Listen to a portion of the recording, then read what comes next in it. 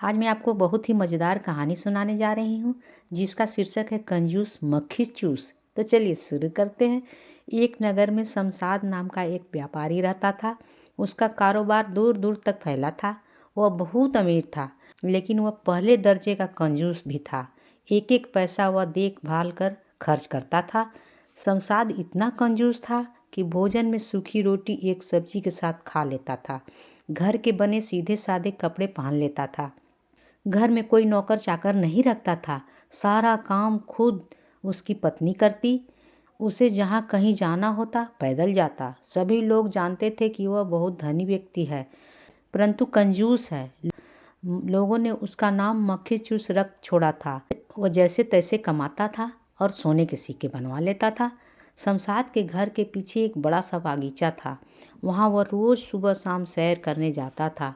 उसी बागीचे में एक पेड़ के नीचे उसने एक बड़ा सा घड़ा मिट्टी में दबा कर रखा हुआ था। जो भी दौलत वह इकट्ठा करता सोने के सिक्के के रूप में उस मटके में डाल देता था और उसे ढक देता था। शाम हो जाने पर घर में केवल एक ही दिया जलाता था। यदि उसे या उसकी पत्नी को घर के किसी दूसरे कोने में काम के लिए जाना होता तो वही दिया उठा कर ले जाना पड़ता था। शमशाद अपनी जोड़ी हुई दौलत के बारे में किसी को नहीं बताता था, यहाँ तक कि उसकी पत्नी को भी आभास न होने देता था कि उसका पति इतना दौलत इतनी इकट्ठा करके रखा है।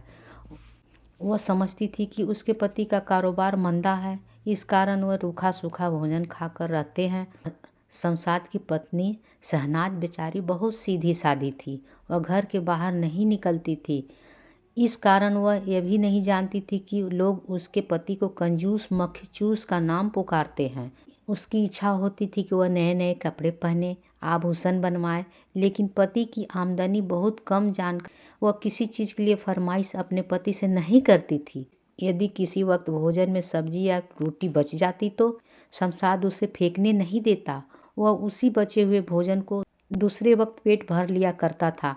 कंजूस का आलम यह था कि वह घर में जूते या चप्पल पहनना पसंद नहीं करता था। वह कहता था, जूते जितना कम पहनूंगा उतने ही ज़्यादा समय साथ देंगे।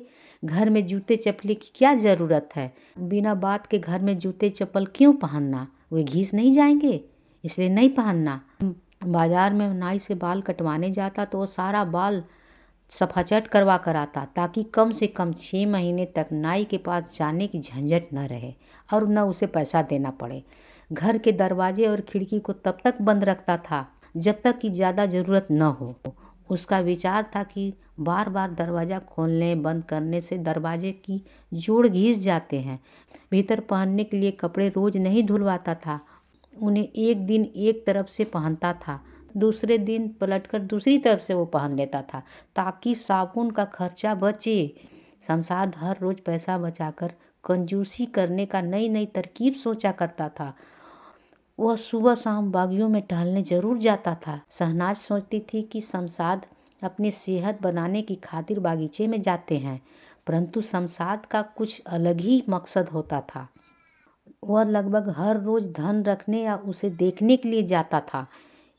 यदि संभव होता, समय उसके पास होता तो उन सिक्कों को गिन कर आता था।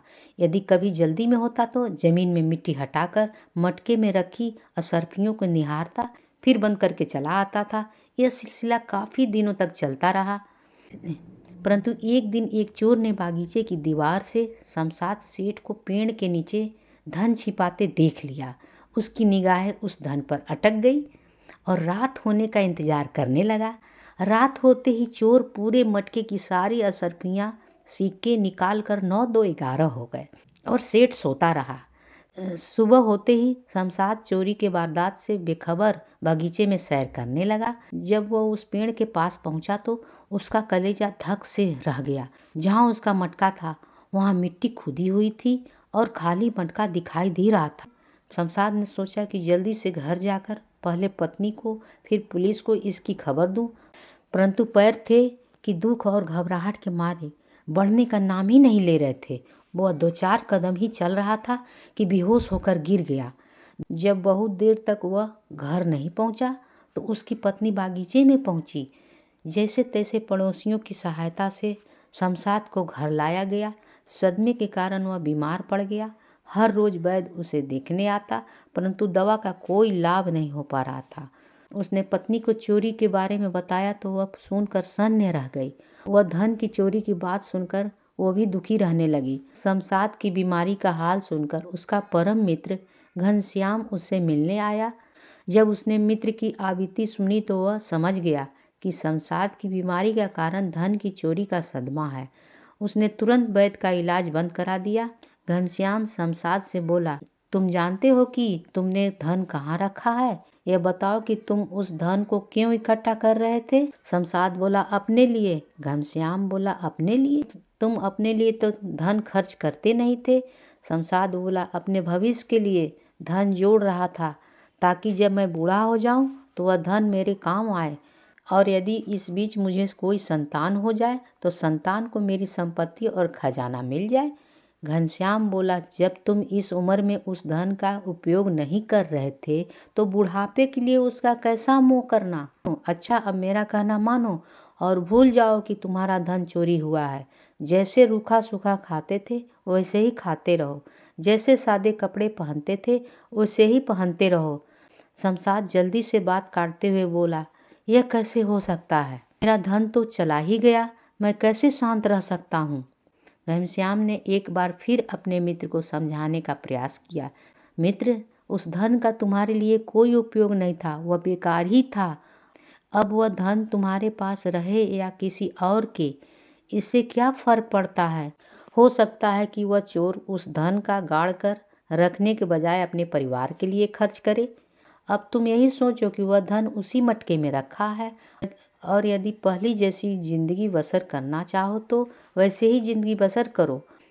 यदि तुम्हें इस चोरी से कुछ शिक्षा मिली हो तो आगे की जिंदगी कमाओ।